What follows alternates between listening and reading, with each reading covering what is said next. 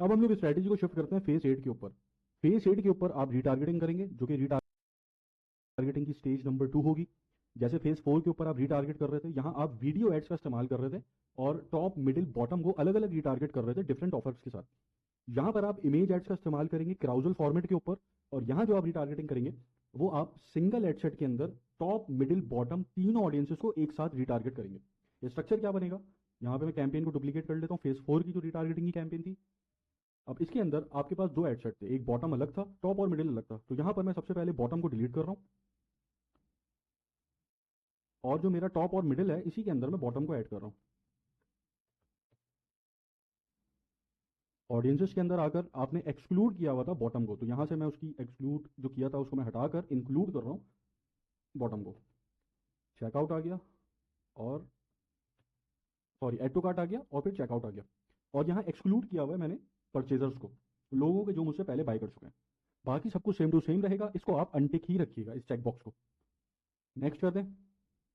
अब ये आ गया आपका ऐड। ऐड के अंदर सबसे पहले मैं इसको वीडियो हटा के यहाँ इमेज लिख देता हूँ, और अब यहाँ पर आप जो फॉर्मेट इस्तेमाल करेंगे वो कराउजल करेंगे। इस फॉर्मेट के अंदर इमेजेस जो आप इस्तेमाल करेंगे वो करेंगे अप टू 5। अच्छा, यहाँ पर इमेजेस का जो मैं इस्तेमाल कर रहा हूँ, ये जो प्रोडक्ट है ये है तो एक प्रोडक्ट एनिमल टेबल लैम्प, लेकिन डिफरेंट डिजाइन है इसके। इसके अंदर टर्टल भी है, हॉर्स भी है, एलिफेंट भी है, आउल भी है, वुल्फ भी है। तो हो सकता है आपकी ऐसी प्रोडक्ट ना हो, तो आप कलर्स का इस्तेमाल करेंगे। यहाँ पर आपको वेरिएशंस का इस्तेमाल करना है अपनी प्रोडक्ट की। जैसे ये जो प्रोडक्ट है इसकी वेरिएशंस क्या है, डिफरेंट डिजाइंस। हो सकता है आपकी वेरिएशंस जो है वो डिफरेंट कलर्स हो। अगर कलर भी एक है, डिजाइन भी एक है, तो फिर आप उस प्रोडक्ट के डिफरेंट यूज केसेस बताएंगे अपने इन क्राउजल के अंदर। ये भी एड क्रिएशन जो अगले सेशन है उसके अंदर मैं सारी चीज़ें बताऊंगा किस तरीके से डिज़ाइन होती है। यहाँ पर लॉजिक जो है इस्तेमाल करने की वो ये है कि प्रोडक्ट के हिसाब से आपको चीज़ें दिखानी है। यहाँ यहाँ मैं डिफरेंट डिज़ाइन दिखा रहा हूँ। मैं यहाँ पर इस एक एक प्रोडक्ट उठा लूँ टर्टल, एक डिज़ाइन के ऊपर डिफरेंट एंगल से मैं सिर्फ टर्टल दिखा सकता हूँ। इसके मैं यूज़ केसेस दिखा सकता हूँ डिफरेंट। ठीक है, तो यहाँ अभी जो एग्जाम्पल के अंदर हम यूज़ कर रहे हैं उसके डिज़ाइन डिफरेंट है, इसलिए मैं डिफरेंट डिज़ाइन को इस्तेमाल कर रहा हूँ। आप अपनी प्रोडक्ट के हिसाब से इन कार्ड्स को डिज़ाइन करेंगे, जो यहाँ पर मैं कर रहा हूँ अभी। तो यहाँ पर सबसे पहले तो हेडलाइन है, फिर आपका डिस्क्रिप्शन है। डिस्क्रिप्शन जो है वो सबका सेम होगा, फ्री शिपिंग इन यूएस। और हेडलाइन के अंदर तो सेम चीज़ होगी, वो होगी एक्स्ट्रा 10% ऑफ टुडे। और साथ आप यहाँ पर अपना जो प्रोडक्ट है उसका नाम दे देंगे। यहाँ पे आप लिख दें turtle lamp extra 10% off today. ठीक है, ये आप कर देंगे apply to all cards. Description भी कर देंगे अप्लाई टू ऑल कार्ड्स, और हर कार्ड के अंदर जाकर एनिमल का नेम चेंज कर देंगे। यहाँ टर्टल था, अब यहाँ आ गया हॉर्स, यहाँ आ गया एलिफेंट, यहाँ आ गया आउल, यहाँ आ गया वुल्फ।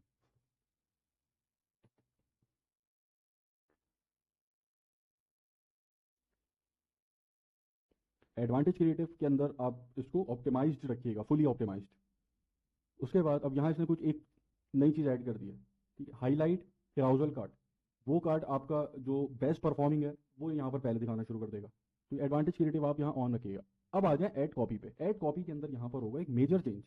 अभी तक हम जिस तरह से ऐड कॉपी डिज़ाइन कर रहे थे, अब हमें उस तरह से ऐड कॉपी डिज़ाइन नहीं करनी। इसके अंदर जो मेजर चेंज हम रखेंगे वो रखेंगे get 10%, sorry get extra 10% off today, use coupon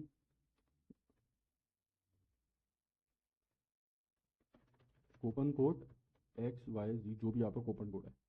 इस तरीके से आपको अपनी ऐड कॉपी डिज़ाइन करनी है। ठीक है, यहाँ पर कूपन कोड आप ऊपर भी दे सकते हैं, यहाँ पर कूपन कोड आप हेडलाइन में भी दे सकते हैं, लेकिन अभी मैंने इसको ऊपर दिया। ठीक है, बस एक चीज़ का आपने ध्यान रखना है कि सी मोर पे ना जाए। आपकी जो मेन ऐड कॉपी जहाँ से स्टार्ट हो रही है उसकी फर्स्ट लाइन आपको नज़र आनी चाहिए, उसके बाद सी मोर हो। जैसे यहाँ पर हमें फर्स्ट लाइन नज़र नहीं आ रही, मैं इसको पीछे कर रहा हूँ,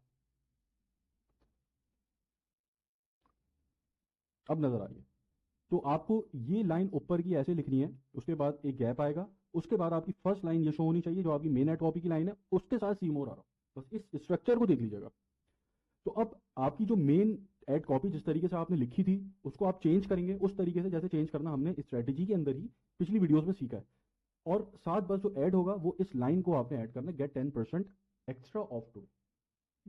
तो ये वाला ऐड आप रिटारगेटिंग का अपना इस तरीके से डिजाइन करेंगे और इसको आप चलाएंगे। अब फेज 4 और फेज 8 ये दो रिटारगेटिंग है।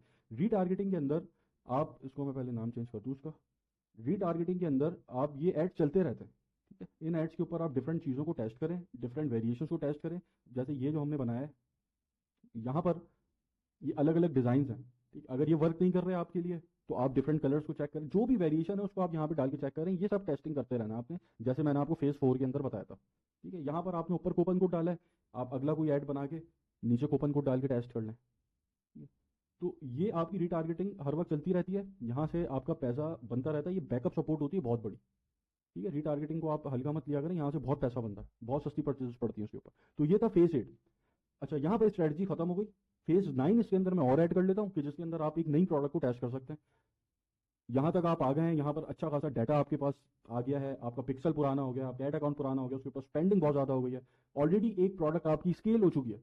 अब आप जब किसी दूसरी प्रोडक्ट को टेस्ट करने के लिए जाएंगे तो उसके ऊपर आपको बहुत कम टाइम लगेगा उस प्रोडक्ट को स्केल करने में, क्योंकि ऑलरेडी डाटा आपके पास बहुत ज़्यादा आ गया।